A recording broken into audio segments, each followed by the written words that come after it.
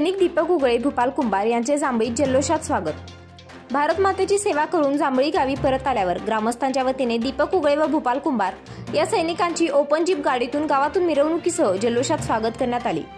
यावेळी भारत माता की जय घोषणा देण्यात आल्या। गावात सडा रांगोळी घालून या सैनिकांचे मोठ्या उत्साहात स्वागत करण्यात आले।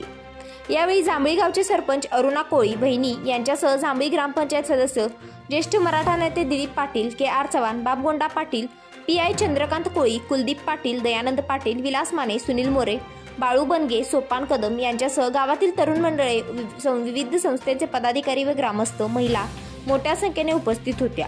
समाजकार्य न्यूजसाठी जांभळीहून सृष्टी भोपळे।